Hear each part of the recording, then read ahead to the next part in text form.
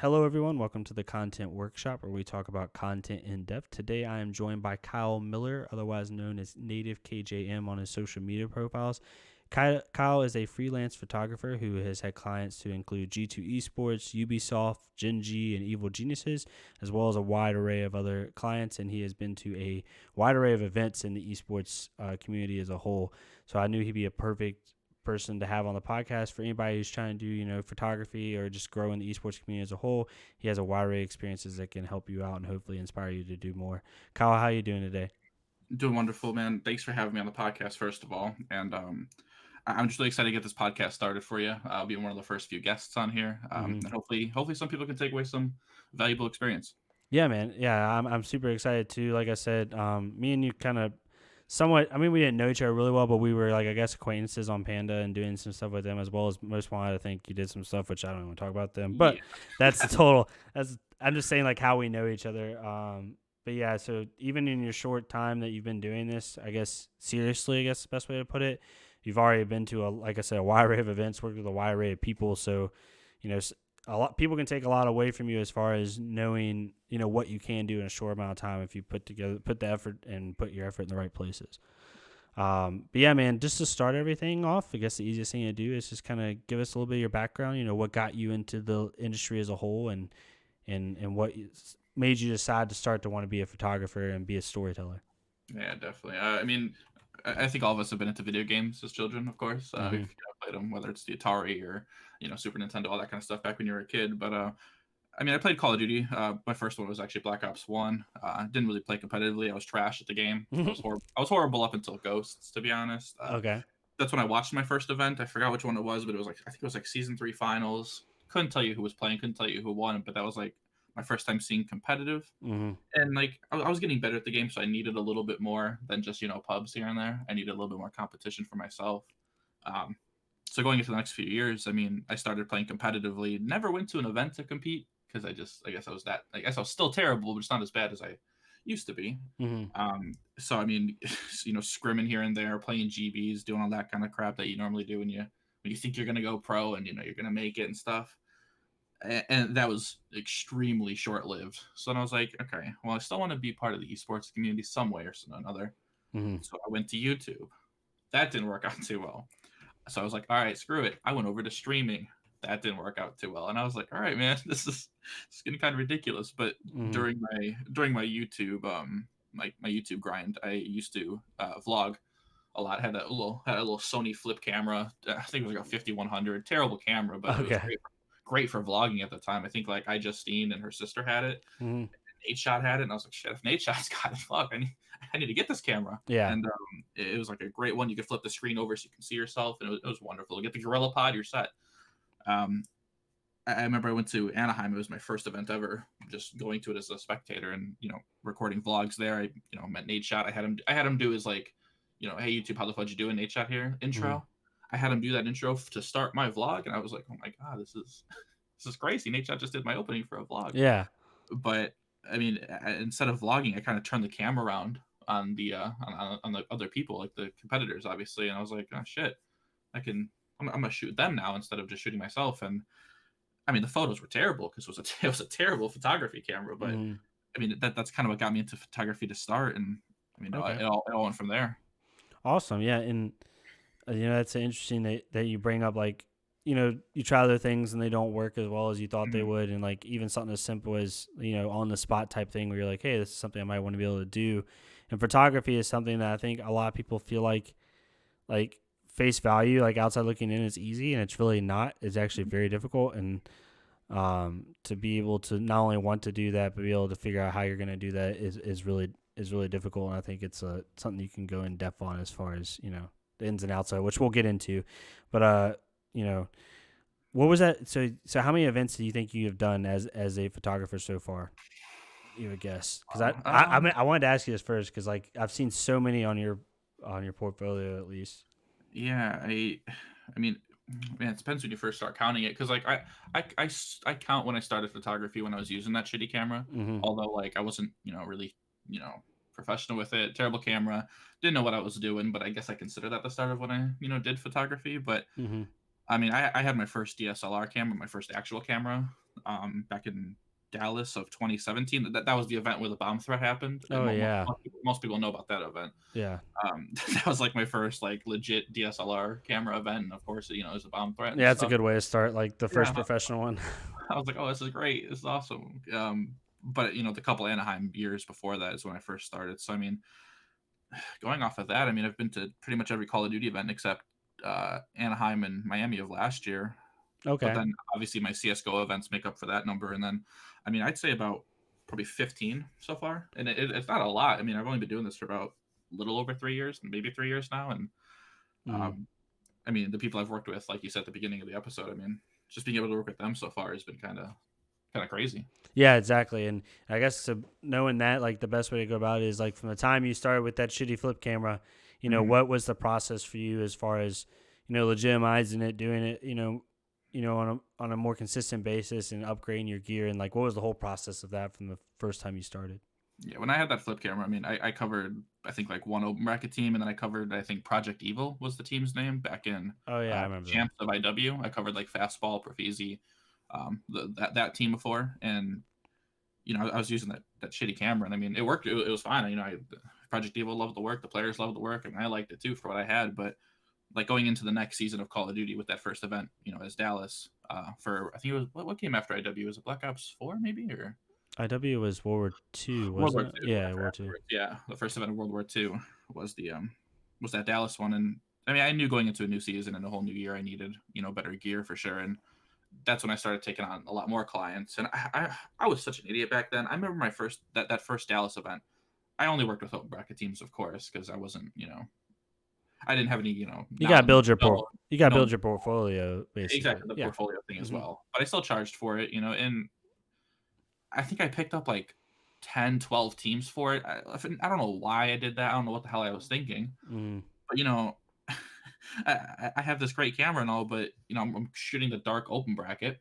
Mm. Uh, with how terrible lighting that was, but I have 12 teams texting me, "Hey, we're on station 10, playing at 10 minutes, or we're on station 5 right now. Let's get it." And I'm like, I don't know what I was doing taking that many teams on, Yeah. but I mean, even with the upgraded gear, the terrible lighting in open bracket, really didn't help too much. So Yeah, it's got to be doable. There's a lot of challenges. I mean, that was one of the questions I was going to ask you is what challenges have you seen as far as a photographer in esports, but just the lighting and the fundamental aspect of photography has got to be really difficult at esports events. yeah, especially in open bracket when it's like, all right, do we really care about this? I mean, Mm-hmm. they're big production and other budgets at the main stage and the side stations for the pros, of course, but they throw in some back corner, zero lighting, or if there is lighting, it's just oversaturated blues and reds from MLG shining on people's faces, and that's just shit lighting. Mm-hmm. More people need to like start realizing white lights, works just fine, and it's just Yeah. perfect for photos, perfect for the video that they're actually producing for streams. So, Mm-hmm. but after that camera, that was the T7i I had. I upgraded to a Canon 5D Mark IV, which is $3,000+ camera. Mm-hmm.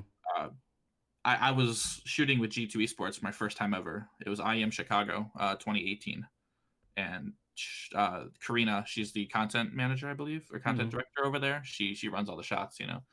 She asked what camera I had, and I said T7i, and she's like, "Oh shit, like it's a pretty rough camera." That night, I went to Best Buy and spent $3,000 on a better camera. I mean, I always had the 5D Mark IV in mind, Yeah. but after she said like, "Oh man, I don't know, man," I was like, "No, I'm gonna go buy this damn thing." And to just drop $3,000 on a whim like that was crazy. But I mean, that's how I upgraded my gear. Yeah, exactly. And you gotta, I mean, at the time you probably didn't like, obviously you knew you want a higher upgrade, Mhm. gear, but at the time, like, you just gotta work with what you got, and as long as people are okay with it, like, you just gotta kind of progress as time goes along. Um, but that how was working for once you did start working for higher profile organizations like G2, like Ubisoft, stuff like that. What was your experiences with that, and what did you take from that, being able to work with those high level organizations? uh, I need to correct myself. First of all, it was IM 2019, not 2018. Okay. 2018 was actually when I worked with Big Clan. They're a CS:GO team from I think Germany. I hope I got that right. Mm-hmm. That was like the first big org I worked for. Yeah. And and obviously they hired me because I'm local to Chicago, so it's really cheap for me to be there. Mm-hmm. No flight, no hotel. That's probably the best way to find esports gigs, by the way, for young people out there. If you know any local ones, Mm-hmm. everyone's willing to hire very local because it saves them tons of money. But when I started working for Big Clan, I was like, I thought about giving up photography before Mhm. I got the Big Clan job. I mean, Alton Bracket kind of wasn't cutting it too much. The pay wasn't there, obviously, and I didn't expect the pay to be there. I'm not, wasn't anything, great and all, but Mhm. not too many COD events that year. Too far spread apart the events were, and I just wasn't getting hired by any bigger teams, and some other life stuff was going on too. And I thought about giving up, but then Big Clan hit me up for Chicago, and I had no idea who Big Clan was because I don't pay attention to CS:GO too much at that time. But Mhm. I saw their Twitter and I was like, oh shit, it's Big Clan's a pretty big deal. But I mean, once you start working with big orgs like that, like G2 and GenG, even like my whole last year with GenG was absolutely incredible. Like I can have a whole podcast to you talking about GenG, but Mhm. um, to know big orgs like that see your work and they actually value it. And I don't have the highest confidence in myself, but when someone like that, tells me my work's great and they love it, Yeah. obviously your motivation and your confidence just goes through the roof working with those big teams. And so, as far as getting in touch, because people are always, I guess, maybe you have a couple of people who have been doing it for a year or two, and they're like, "Hey, like, how do I even like, what's the Mhm. process of me even getting in touch with these orgs? Like, what was your process as far as obviously building a portfolio is kind of the Yeah. implied task. However, what was your process of getting in touch with GenG, getting in touch with G2, and going there from A to Z? Yeah, it's definitely the first thing you need to do is build your portfolio. Obviously, a lot of people don't tell you to work for free, and like I agree with that. You don't want to work, you don't want to be doing too much work for free. But before I got hired for those, teams originally, the open bracket ones, Mm-hmm. I just went to the events on my own money. My own hotel, my own flight, out of my own pocket, and that's how you build your portfolio. You Mm-hmm. don't have to just take shots of open bracket. Obviously, if, go take pictures of the pros playing on the side stations.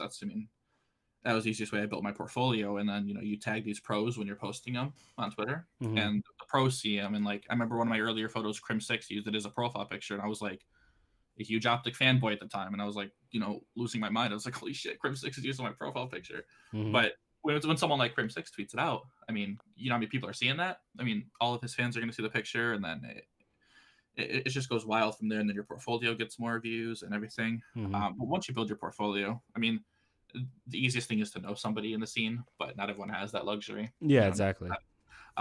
with GenG, they picked up that straight ribbon team Mm-hmm. that qualified last year. And so that's when GenG first got into Call of Duty. I tweeted out the most like just wild comment, like out of nowhere, just saying, "Man, I wonder if GenG needs a photographer for this year for the Pro League." Mm-hmm. And then I think Dominic, who runs their social media, was like, "Hey, DM us, talk. Here's an email." And I was like, "Oh my god!" I was just kind of fucking around, but I Yeah. mean, if you're serious, yeah, that I mean, but it's something just like as simple as that can be how you get into an org, and it all went from there after emailing them. But like I said, if you work at a city or a Mm-hmm. state that's holding an event like the IM Chicago ones, that's how I got in touch with G2. Mm-hmm. I saw the teams that are competing, and most of them have their emails on their Twitter bios or on their websites, and it's really as easy as that. Send them an email, make it a thoughtful one. Don't just say, "Hey, you need a photographer," or nah. Actually make it a thoughtful email. Include your resume, include your portfolio, and then if some people get back to you, great. If they don't, it's all okay as well. Yeah, exactly. And I think a lot of people, one thing to add on what you're saying is like, don't get discouraged if people don't hit you back up Yeah. right away. Like I know Dylan Hetley, who I had on the podcast as well. He does videography, and he started with UMG, but now he does like 5-star resorts, and he like gets paid by Mhm. 5-star resorts to go do their video work, all their commercial stuff like that. Anyway, he said that he did Instagram DMs because he did the Gary V style, like just hit up everybody in your Instagram, Mhm. and he said he sent out 200 requests, like 200 Instagram DMs to a bunch of different resorts saying like, "Hey, here's my portfolio, here's what I've done, like I want to do this for you," and he only got 5 answers back. So like, just to add on to what you're saying is like, people is like, yes, you want to hit those people up, but don't get discouraged if you don't get like responded to right away. Like keep tapping the people that you want to be able to work with, and hopefully you can Yeah, I get a mean, response. you wouldn't believe how many emails I have like sent to orgs and no replies, or Mm-hmm. they reply and they're like, "Hey, we don't need anybody. We got someone. Thanks." Yep.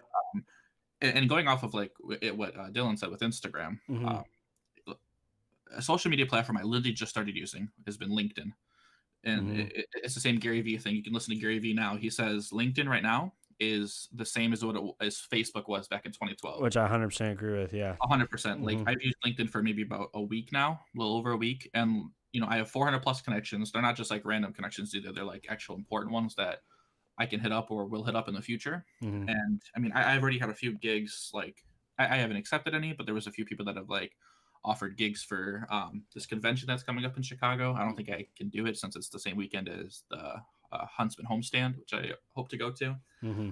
But I mean, like I said, in under like a week, if people in my DMs on LinkedIn already, wanting to connect and having work for them, and it's crazy. Mm-hmm. And yeah, that's a process that I think everyone has to go through, and it's really difficult because some people just want to put in the work, but like some people are afraid of like bothering a person or bothering an Yeah, organization. Like they want to know the timing of it, and like you got to make people tell you no almost. Like if you're a professional about it, like they're gonna see you as anybody else, trying to get work. So you can't be afraid to like hit up those people, no matter how small you are. Basically, if you know your work's good and you're confident in what your work is, then you shouldn't have an issue reaching out to people no matter who they yeah. are. And some people will see that persistence too. I mean, so some people are so stubborn that they say no Mm-hmm. 6 times before they say yes that one time.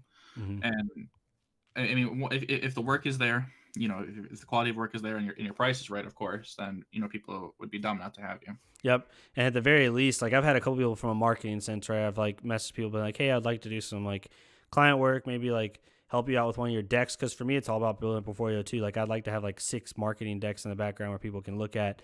And I've Mhm. had some people tell me like, "Hey, man, like we don't have a spot. However, I like your resume. I like your work. Like I'll hit up a couple people I know that are equivalent to me that I think would be interested in your work." I've gotten a couple like one time client deals with those people just from people being like, "I can't help you, but I know who might need you."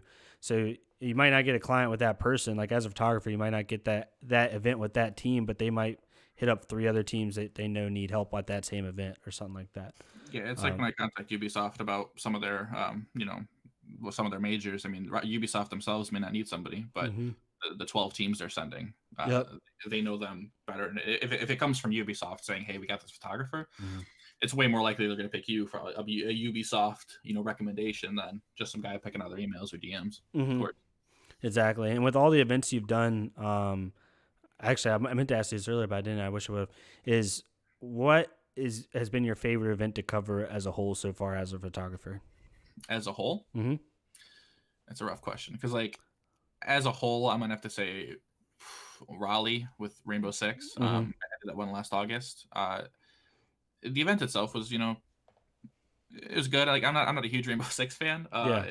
I think it's very slow to watch, and you have to get into it. I'm not gonna say it's a bad esport or Yeah. anything. Everyone has their esports they like and don't like, of course. And like I come from Call of Duty, a match is, if it's a 3-0, it's a 30-minute match, right? Mm-hmm. Like, but Rainbow Six, it's like a best of 2 or best of 3 sometimes, and then Yep. it's like it goes on for like an hour, and you're like, Jesus, let's go, Yeah. and especially when you're standing there late at the day. But I mean, Raleigh was it was I was working with Ubisoft itself, so I got to Mm-hmm. be there for the the playoff bracket. I want to say it was the play-ins, pretty much the Mm-hmm. stuff that was off stream, so people couldn't watch it. There was no attendance, Mm-hmm. so that was like a whole week long event I was working, which is awesome because it makes the travel worth it. Flying all the way to Raleigh, which isn't a far flight at all. But Yeah. I mean, I flew to London, which is an 8-hour flight, Yeah. which I'll never do again. And that was like for 2 days. Mm-hmm. Now I loved London. I got to do it with GenG, and I loved being there, and the team did great that event. But 16 hours worth of flying, there and back, it's like it wasn't really worth that at all, to be honest. So, but Raleigh, probably the best event overall, just because I was there for 7 days. My buddy who works for G2 was there since G2 was competing at that event. And Mm-hmm. it was 7 straight days of work, and after you worked, it was 7 straight days of pool and the hot tub, and I mean, it was great. Yeah, that's it gives you more time to kind of experience everything. Because as a photographer, like I can definitely think. I mean, I've never done myself, but just from outside purview, I can definitely see that you don't maybe not get time to enjoy the event like you want to because you're obviously working the whole time. Um, you can't you miss like I just talked with another friend. You can't miss like you miss that one shot that you were supposed to get or like everything when you're not doing it, you could be missing something. So you don't have time to really just like enjoy yourself. So an event like that where you have 2 weeks sort of to kind of take everything in would be a lot better. I can definitely see that. Yeah, I mean, I hardly have time to like eat at some of the events I go to, and until the event is over for that day, and I'm eating lunch at 8 p.m. Mm-hmm. Obviously, it's dinner at that point, but I'm eating my only meal of the day at 8 Yeah. p.m. Like it's I barely have time for that, let alone to go into the pool or to do anything else or enjoy my time there. No, I totally agree. And so for events as a whole, what is I always like to ask photographers this and videographers and anything like that is what's in your normal gear bag? Because I know with you it's got to be difficult because yes, you don't have a ton of gear, but at the same time, like you have to know what to take, when to take it, what's in your bag at any given time. Because if you don't have one lens or one certain thing, like it could like derail what you're trying to do as a whole. Yeah, I mean, when I used to do video, I always brought my tripod to an event. I still kind of do because you never know when you're going to need a tripod to either interview someone or to help out like my other videographer friends who work for Mm-hmm. some orgs. If they need an extra tripod or an extra camera on one of their players for a different angle, I mean, I'm Mm-hmm. always there for that. But for myself personally, I mean, I got my 5D Mark IV camera, great camera. I still keep my T7i around in case I need the two camera setup. Mm-hmm. I want to eventually get to the point where I have two of the same camera, both 5D Mark IVs, or even like EOS. I think it's like the 1DX now they're on. One of the newest Canon ones. Mm-hmm. But I want to have that dual setup, one for like a long range lens and one for a short range lens on at the same time, so I'm not switching lenses. Mm-hmm. That's my biggest thing right now. Whenever I need to switch lenses, I can't just like pick up a different camera from my waist or whatever I'm strapped around. I have to actually switch the lens, which is time consuming, of course. Mm-hmm. Um, but besides that, I got the one camera, the one good one, the 5D Mark IV, 70 to 200 millimeter 2.8 lens. If you're going to esports, I would not suggest getting anything that doesn't go to 2.8 or lower Okay. as its lowest aperture. I used to have the kit lens that came with my camera. I think it was like goes to like 4.5 or like 3.4. I forgot what it went to, but when you can't set your aperture that low, Mm-hmm. you have to obviously mess with your ISO and everything else you're working with. And then if you're shooting at like 6400 or higher ISO, I mean, photos gonna be grainy as hell. And Yeah.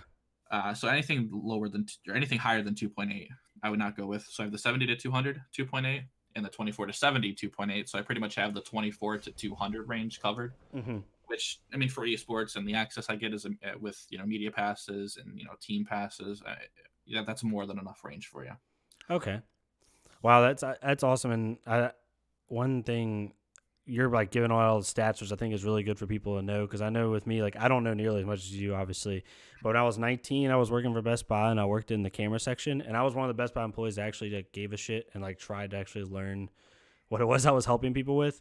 Yeah. And I didn't realize how much like you have to know about certain DSLRs and like certain things are good for certain like type of photography you're doing, like especially in the esports realm where you're shooting in low light a lot, you're shooting in light that is differentiating a lot. You have, like you said, a lot of blues, a lot of different types of lighting. So I guess all that to say, like there's unique challenges to shooting in esports, like shooting photography in the esports industry as a whole, I believe. I had a buddy come to one of the events with me, and he's a wedding photographer, Mm-hmm. and he thought it was going to translate over very well, and I told him, yeah, all right, buddy. Like a lot of the weddings he did were outdoor weddings, so you have that natural light, and it's Mm-hmm. mostly during daytime, and obviously he shoots at night, but that's when you pull out the studio lights and the all the other crap. You can't have any studio lights at these events, and you can't put No. your flash on either because flash is forbidden there, of course. Mm-hmm. And especially when you're shooting main stage, it can go from not dark, but it can go from like perfect to I'm running 3200 Mm-hmm. ISO and I'm running perfect settings to like if they win, all the lights in the world come on, and then you gotta like quickly switch that shit over, and you're like, fuck, it's like damn, I gotta switch Yeah. way too quickly, and like you said, the changing lights. I mean, and then they start flashing those heavy blues and heavy reds, and it's just like I get it, MLG, those are your colors, but man, really, like can we fix that a little bit to some whites, please? Yeah, it's definitely because this is the way the esports venues are made up. You know what I mean? Like Yeah. it's difficult. I think as esports continues and you have like the OWL, you have the CDO with like actual stadiums and stuff like that. I think it will get easier for photographers because Mhm. it'll be that traditional sports style where there is a lot of lighting in the venue and stuff like that. But yeah, I mean, I remember I went to MLG Anaheim during what COD was it? Oh my goodness, it was 2016. So I guess it was IW. Yeah, that was IW.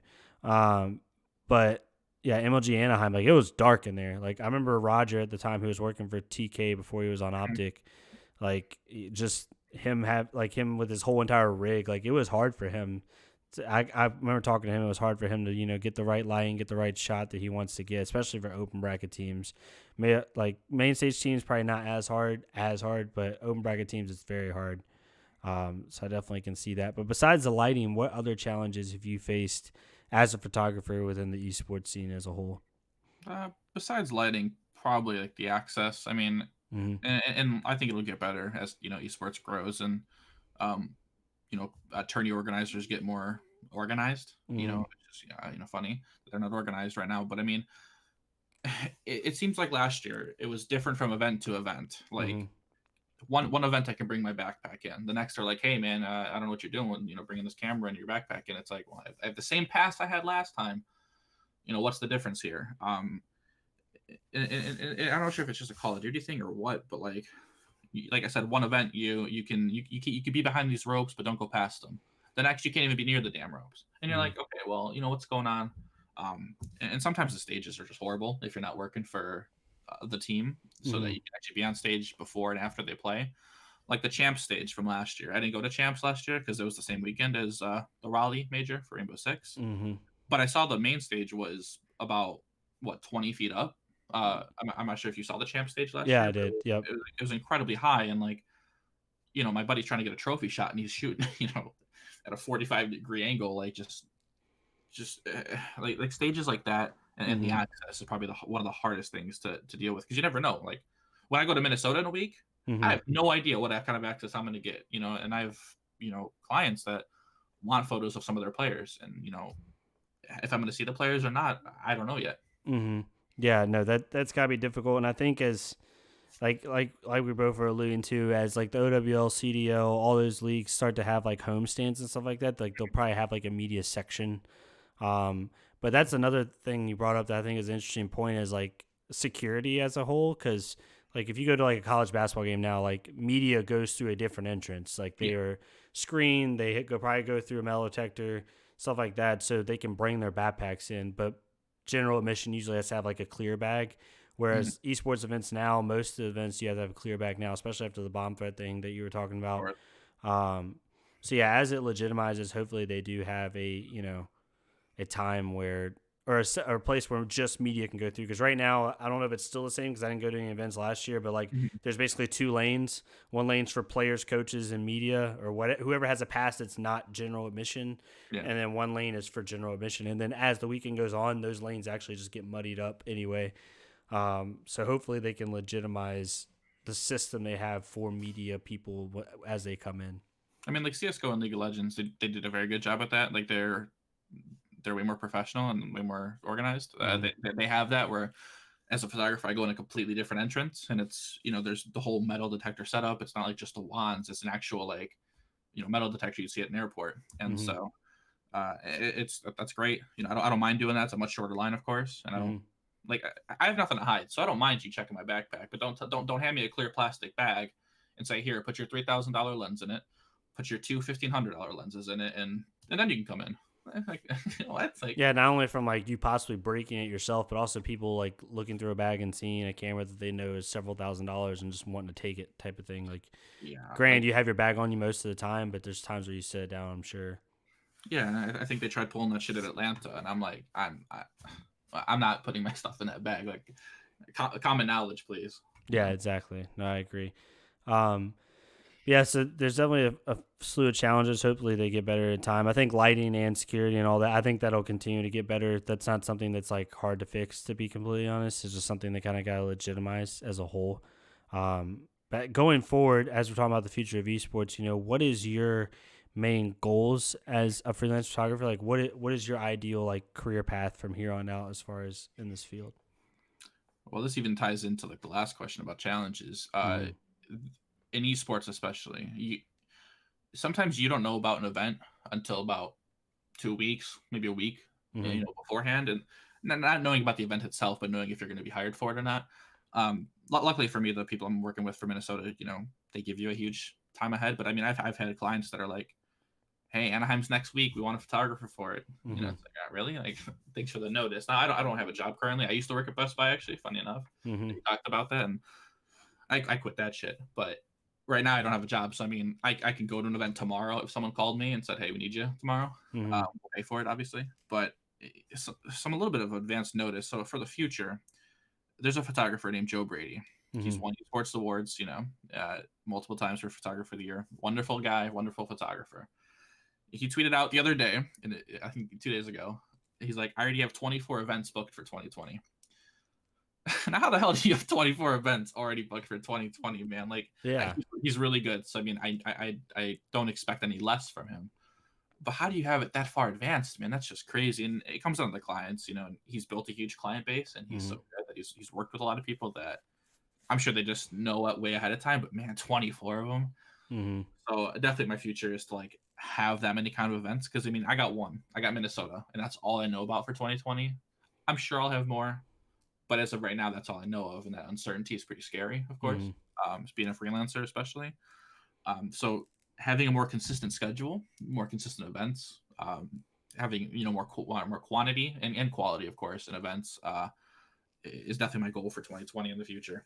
Okay, yeah, and there's so many intricacies of that I'm sure you know yourself as like not only the networking side and like reaching out to people, but like you said, just knowing what events are out there and like what you should be focusing on and things of that nature. Like I even say like I know Joe Brady is obviously he's huge in the scene. It's just even Yeah, for someone at his level, like booking that many events, like that's crazy. I would love to know like what his process was to do that because that's especially pretty that far insane. in advance too. Like Yep.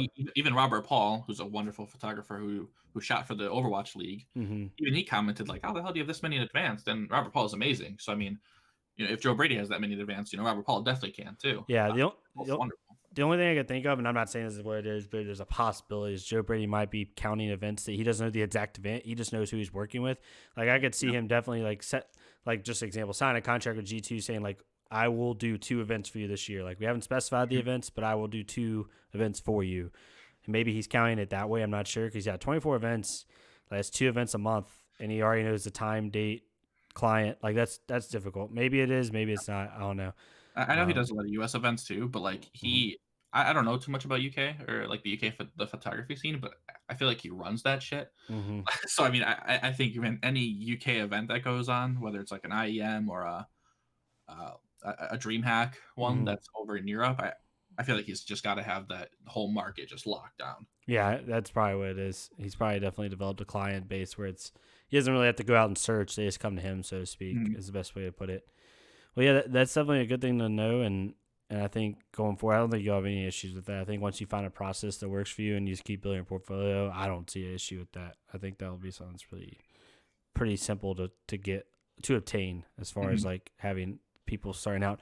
But one thing I wanted to go through with you is, you know, is advice for other people, and this is a two-part question. Is advice for people just starting out in photography, so like flip camera native basically type people, and Yeah. then advice for people of like, hey, I've been doing this for a year or two, I've gone to 3 or 4 events or more, and I want to do this full time or try to do it to where I can support myself. Basically, is the best way to put it. And what would you like to tell those people on both sides of that coin? I guess for flip camera, Kyle, people starting out, um, it's okay to work for free, and a lot of people are going to tell you it's not okay to work for free. Mm-hmm. That is a rough part of our industry is people underselling people. Mm-hmm. Just throwing out names like I'll just say Joe Brady charges this amount for an event, and then some random guy will be like, "Well, I'll do it for half that. I'll do it for a quarter of that for the same work." So of course, well, who's the guy going to hire? The other guy, Yeah. of course, because it's cheaper for him. So and that's a huge problem in our industry. But I mean, when you're just starting out, like it's okay to just go to events like that you're going to with friends that you already planned on going to, and just building that portfolio like I did. I mean, I didn't charge anybody for that stuff. I mean, if people wanted to buy like the photos afterwards, great, cool. But I mean, like when I took that picture of Crimsix that he used for his profile, I wasn't gonna be like, hey, $50, bro. Like, where's that at? Uh, Yeah. Building that portfolio and just tweeting out the photos you have and tagging those people is Mm-hmm. a huge thing. That they're going to use them as profiles, they're going to retweet them or post them on their Instagrams. It's a great way to get started and a great way for people to like start knowing who you are. Like that's why the call like I know a lot of the Call of Duty players know who I am, and it's because of that, Mm-hmm. and that obviously helps a ton. Um, Yep. Transitioning, I guess, to people that have been doing it for a long time, like even me right now. Even now, I'm still learning. So I mean, I often look for advice too, but some advice I would give people: uh, don't quit your day job. Like I did that unfortunately with my chef job. He wouldn't give me time off to go to like Anaheim, I think a couple years ago, and Mm-hmm. I was like, ah, man, I'm working with E6 that event. That was like the biggest org I worked for at the time, and I was like, I gotta go. There's no way I'm missing that. And even most recently, I quit my Best Buy job for multiple reasons. It wasn't just because like, oh, I think I'm gonna get this job with Minnesota. I think I can talk about the Minnesota job now, but I went for the Minnesota Rocker content internship that they were doing. Okay. I didn't get it, unfortunately. A couple of buddies of mine did, but unfortunately, I didn't. They hired a photographer that was in Minnesota, which is that's a whole other topic for a different day, man. Location beats talent nowadays, unfortunately. Yeah, I can. I mean, especially a league just starting out, they gotta like spend their dollars in certain ways. So like, can't blame them for trying to do stuff like Yeah, that. no, Unfortunately. definitely. I definitely understand why location beats talent most of the time. Mm-hmm. And money reasons, of course, but it was shitty when it happened. But Mm-hmm. I mean, definitely like don't quit that job. Still have something as a backup, of course, because especially being a freelancer, you never know when you're gonna have events. Like I had back-to-back events in August with the Raleigh Major and the LCS Finals in Detroit. Mm-hmm. I was living sky high, man. I was like, shit, making tons of money in like 2 weeks. This is great, and I haven't had an event since. It's been 6 months since I've shot an event, and Mm-hmm. Minnesota's going to be my first one in about 7 months now. So I mean, definitely have that backup plan for sure. Mm-hmm. But if you're going to try to go full time, I mean, just go all in. Don't be afraid to email people like we talked about earlier. Yeah. Hit up anybody. Like now that you have the portfolio, after doing this for a year or 2.5, just keep sending out those emails, man. No matter how many times you get said no to, and no matter how many times people turn you down, just keep going for it. Yep. And even past that, try to do something other than photography. A lot of people nowadays don't want just a photographer, unless you're like the tournament organizer themselves or like the league. Mm-hmm. Most people have their videographer, right? Who they expect to take some photos here and there, or expect to just take frames from their video, of course. Mm-hmm. Video is way more important. I'd say it's way more valued nowadays. More people want a vision type series. A lot of people want a 0 to 100 series on their organization, of course, and I don't blame them, of course. It's great. Yeah. But if you can do like photo and be a social media manager, which is I'm trying to transition into social media as well, that's wonderful. Like, oh shit, our social media manager can take bomb photos too. That's awesome. Mm-hmm. So try to do something other than photography as well. But I mean, if you're wonderful at photography like Joe Brady or Robert Paul, just keep doing the photography. Yeah, exactly. No, yeah, being multifaceted in esports as a whole is really important right now, and being able to do as many things as you can, incorporating the pro bono work, incorporating all the freelance work that you do, kind of makes you stand apart from other people.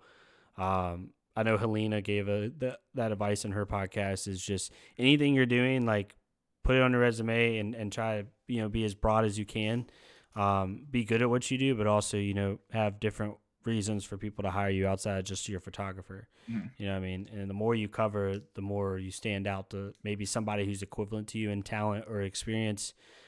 Just those couple extra things can really help a lot overall. Yeah, I think with Patrick, I think it's a Browder or a Bruder. Bruder, I thought it was Browder too. He told me his last name, Yeah. but I remember he started out like taking like G Fuel photos, like Yep.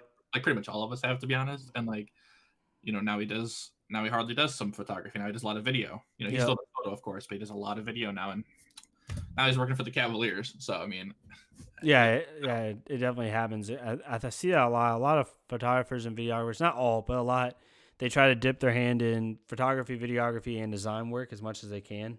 And if they can do all those, it helps them out a lot to be more applicable when it comes to asking for being hired. But that's really good advice as a whole. I totally agree with you with both of those points. And someone like you, that you do have a lot of experience, but at the same time, you're also still like growing. And seeing people that in a short amount of time you can get a lot of experience, and a lot of different people can be hiring you if you just put in the effort and put in the time, basically. Yeah, I mean my rookie year, like I'm a baseball player or something. My rookie year I was nominated for the Photographer of the Year award, and whether it was deserving or not, that was called into question a lot when those awards came up. Yeah. I mean, I didn't get nominated this year, but my photos were 10 times better than they were back a year ago. So Yeah. I mean, but obviously there's a lot more competition now. I get that, and other photographers, and I mean it's kind of a popularity contest, to be honest with you. Like, well, yeah, most award shows in any facet of any industry are a lot about popularity, so to speak. So like my photos were I did not expect to win. Like my photos were nowhere near as good as Joe Brady's or all the other people that are nominated that year. But I mean, yeah, just in your first year, being nominated for something like that, even having my name up there with those guys was insane. And if you put in the work for it, I mean, whether you've done it for a year or 10 years, I mean, if you put 10 years of work in 1 year, Mhm. if you keep working every single day as much as this other person did for 10 years, then I mean, you're going to be golden in just a few years. Yep, and if it's something you're doing that you actually love doing, then it doesn't feel like work. Like I'm a big proponent of like if you're doing what you love, Oh yeah, like 15 hours of work doesn't feel like 15 hours of work. It just feels like me doing even marketing stuff for esports. Like if it involves esports, I can be sitting at my desk for 12 hours and it doesn't feel like anything like to me because I'm not working in my opinion. So that's one thing. It's always tells people like do what you love basically, which I think for most creators like yourself and videographers, anything like that, like you love doing it. So it doesn't feel as much like work yeah. as it would other stuff. Those 12-hour days like that I work at events where I don't eat until 8 o'clock. It's like I don't feel bad about that. I feel great that I just had that long day of doing those shoots. And Mm-hmm. like you said, doing what you love. I love to try to tell stories um, through photo. I mean, like through that, I tried my hand in videography, but Mm-hmm.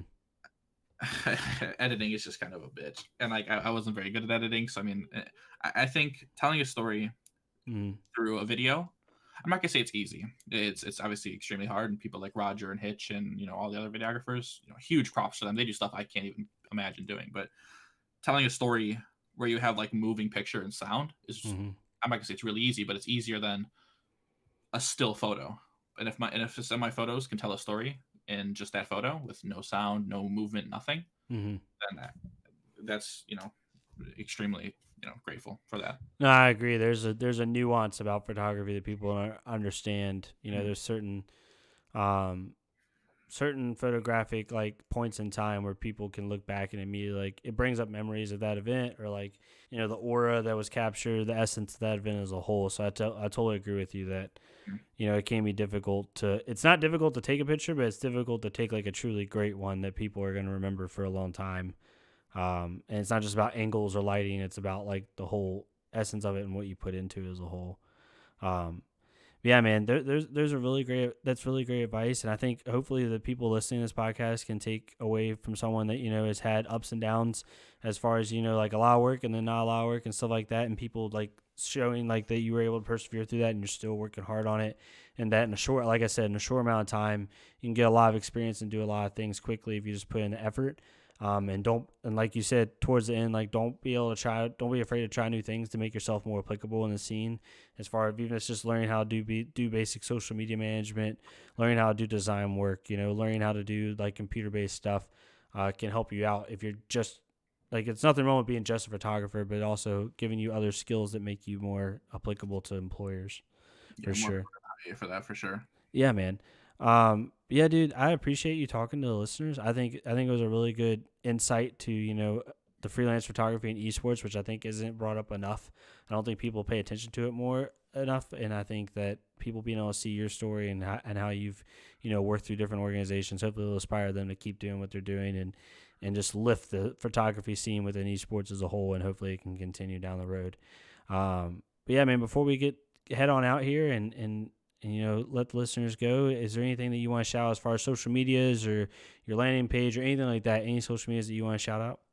Yeah, I mean, social media wise, it's native KJM everywhere. Mm-hmm. Twitter, Instagram, LinkedIn's just Kyle Miller. I mean, it's LinkedIn. Mm-hmm. But website where my portfolio is Mm-hmm. www.mediabykjm.com. I mean, KJM, Kyle Jordan Miller. It's the initials. That's where that comes from, by the way. If anybody's ever wondering where KJM comes from, Mm-hmm. I'm pretty sure it's pretty given. But in case anyone is still wondering about that, Yeah, of course. And for anyone watching this on YouTube, I will link all his social medias below in the description. And for anyone listening on Spotify, like you said, Native KJM is his @. And you can also go to my @SamaJama TV when this podcast goes live, and I will be promoting all of his socials and how you can get a hold to him and see his portfolio and hopefully, maybe book him for an event and get out there and tell y'all's story. But yeah, Native, it was amazing talking to you. Do you have any closing remarks for listeners before we go? uh, other than what you said at the end, there's just really don't give up on it. I mean, I've been completely down the last 6 months. Not Mm-hmm. having events, but I mean, here we are starting 2020. It's a fresh new year. It's a fresh new decade. I hate to be that new year, new me guy, but it's like, push through this year. Mm-hmm. We Yep. got decade. It's a fresh start for everyone, and hopefully people can achieve their dreams and goals. Yeah, man. But yeah, everyone who's listening to the podcast, the content workshop goes live every Sunday. The time is always different just because of how my job works and everything, but it does go live on Sundays on Spotify and YouTube, and hopefully it'll go live on other platforms as time goes on. But yeah, you can check it out there on Sundays. Just type in the content workshop on Spotify or YouTube, and it'll come up. And hopefully you can gain something out of Kyle's story and many other stories that are on the content workshop as a whole. And we appreciate y'all for listening. Thank you all so much, and we'll see you next time on the content workshop. Thanks.